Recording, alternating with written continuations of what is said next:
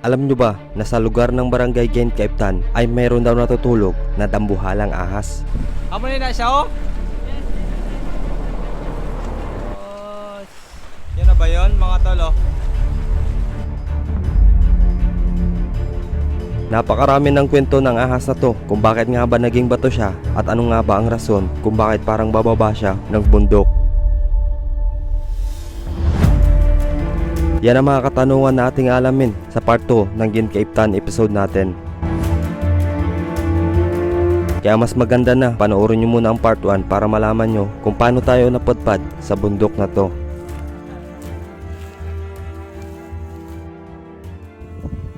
Guys, 1:45. Grabe yung pangilat naman oh. Grabe yung kidlat. Yan, gising boys, gising. Parang uulan. Oras natin 4:00. Madilim yung kalangitan. Mas nakasita, masih umulan. Ga. Na. Pasok tayo na pulungan. Bagal maulan. So guys, medyo umuulan na. May mga umaambon na. So kailangan naming lumikas kasi yung setup namin dito is walang mga puno na mapagsabitan ng tarpaulin. Tsaka mahirap kasi may may kulog tsaka kidlat nakakatakot. Kaya alikas tayo din sa baba para doon tayo matulog na lang no. Pangit talaga mag-camping pagka yung panahon ganito. Yan guys. Nagsabit na kami ng duyan dito. Bukas ipalitan natin yung lugar natin. Mag alas 5 na. Mag alas 5 na. So yung iba andito na yung boys. Ano boys? Maturog pa ka mo? Hindi na kami doon na. Yan o. Panay kidlat mga tol. Doon kasi banda umuulan na Yun o. O diba? O bukas na lang. Matulog muna kami kasi medyo maaga pa naman. Peace. Alas 6:11. Good morning guys. Adi kami kay Nanti Marlin.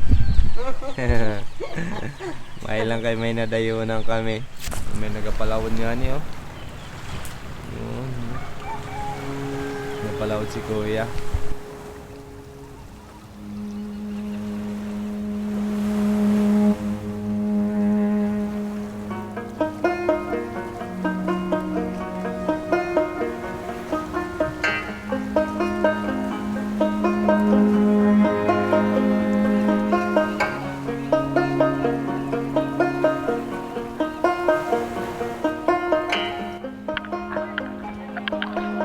Try natin magpamalakwit dito mga tol.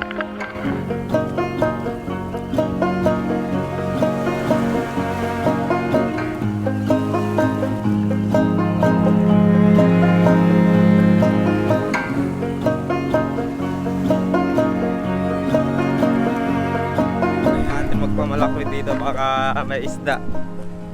Kasi siya kantilado siya mga tol. Nakita ko sa sa drone. Parang may mga kanal-kanal siya. So tingnan natin, malay mo may isda. Yan. Grabe oh. Ganda dito mga tol. Diyan tayo mag-agis-agis tayo dyan, baka meron.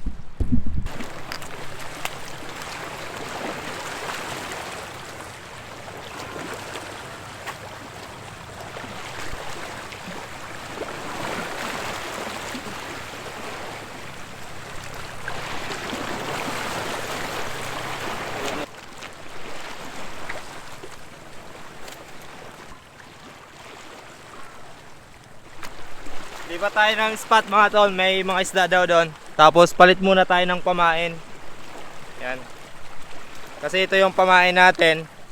Palitan natin yung kulay puti. Try natin to, yung nabili ko sa Shopee. Kulay puti. Baka may magkagusto na isda dito. Yan kulay puti.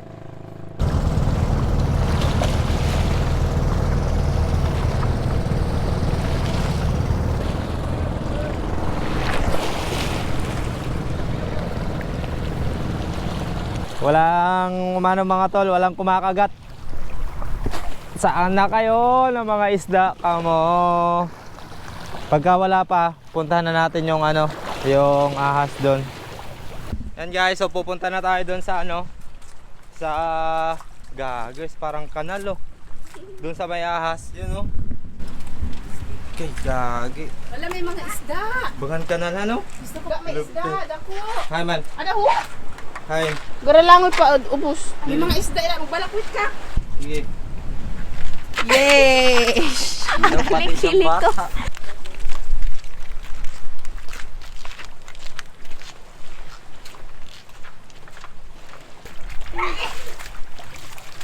Tara.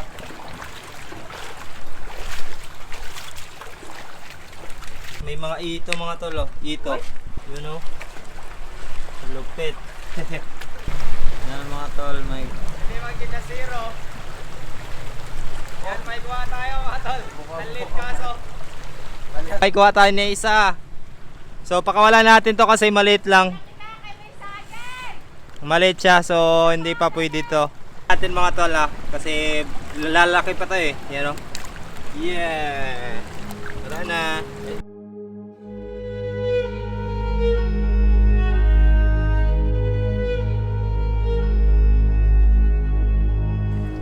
Yun na guys, medyo malapit na tayo.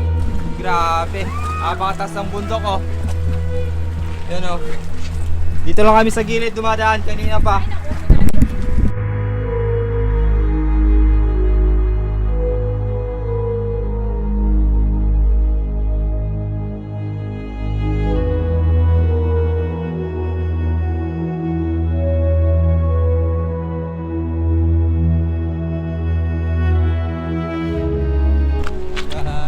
Yun oh. Yun na ba yun? Amo na siya oh. At narating na nga namin ang sinasabi nilang kinidlatan na ahas sa gilid ng pader na bato. Ito, yung part na to. Yan na daw yun.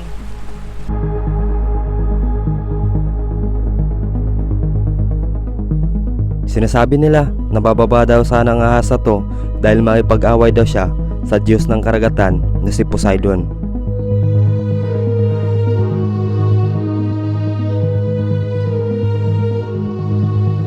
Ngunit may kapatid naman itong si Poseidon na si Zeus na Diyos naman ng kulog at kidlat.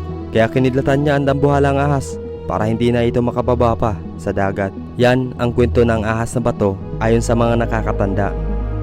May mga nagsasabi din daw na delikado pa rin ang ahas na to dahil kapag nagising daw ito sa pagkabato ay hindi natin alam kung anong pwedeng gawin ito sa mga tao.